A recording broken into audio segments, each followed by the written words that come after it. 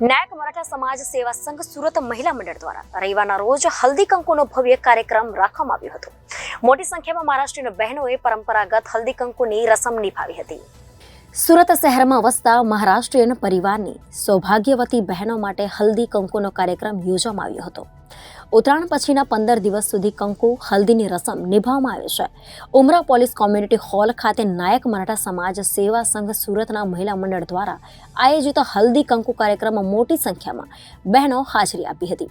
સૌભાગ્યવતી બહેનો એકબીજાના કપાળે હલ્દી અને કંકુનો તિલક કરી તલ, સાંકળી અને ગોળની આપ-લે કરે છે।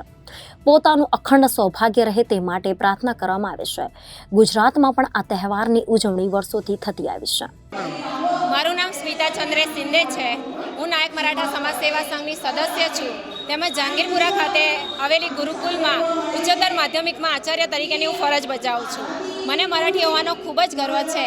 અહીં મારા નાયક મરાઠા સમાજ સંઘ સેવા તરફથી અહીં હલ્દી કંકુનો મહારાષ્ટ્રીયન લોકોનો તહેવાર ઉજવવામાં આવે છે।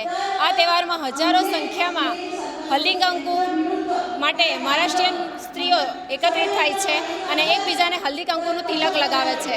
હલ્દી કંકુનો અર્થ એ થાય છે કે કંકુ એટલે રક્ત, જે માનવ શરીરમાં પ્રાણ પૂરે છે, અને હળદ એટલે દરેક રોગોનો ઉપચાર।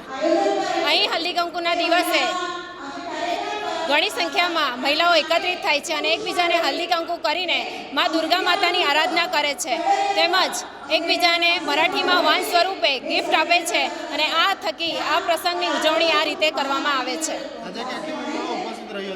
આજે 2000 થી 4000ની વચ્ચે મહિલાઓ અહીંયા હલ્દી કંકુ નિમિત્તે ઉપસ્થિત રહી હતી। Reporter Arvind Rathod, Janadesh news, Surat.